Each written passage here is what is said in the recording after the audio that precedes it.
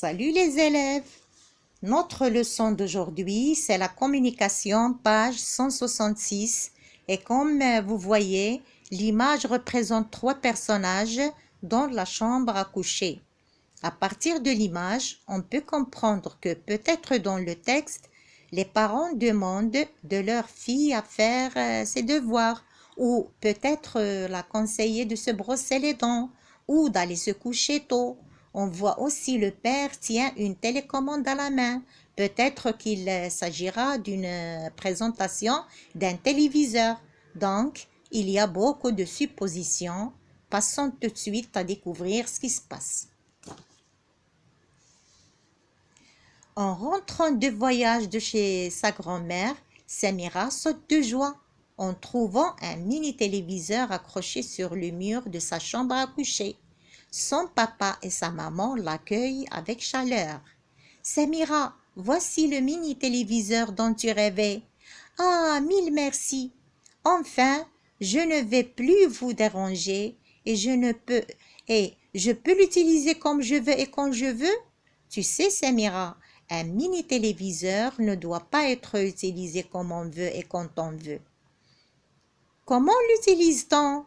Je voudrais savoir plein de choses. »« Samira, nous avons réglé ton mini-téléviseur. Tu ne peux voir que les dessins animés et les documentaires. »« Et quoi encore, papa ? » ?»« Tu ne peux pas l'utiliser après 8 heures. »« Bien entendu, papa. »« Et pour la console ? » ?»« Tu peux la brancher dessus et jouer avec tes jeux préférés. » Vous savez bien que je suivrai tous vos conseils. Oh, merci.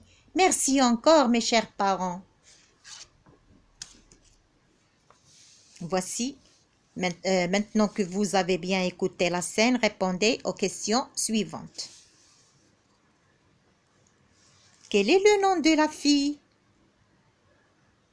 Quel est le nom de la fille? Donc, la fille s'appelle Samira. Où a-t-elle passé ses vacances? Où a-t-elle passé ses vacances? Elle passe ses vacances chez sa grand-mère. Pourquoi Samira saute-t-elle de joie? Pourquoi Samira saute-t-elle de joie? Il saute de joie en trouvant un mini-téléviseur accroché sur le mur de sa chambre à coucher. De quoi ses parents l'autorisent-elles? Ils l'autorisent à ne pas voir que les dessins animés et les documentaires. Avec quoi joue-t-elle? Elle joue avec une console.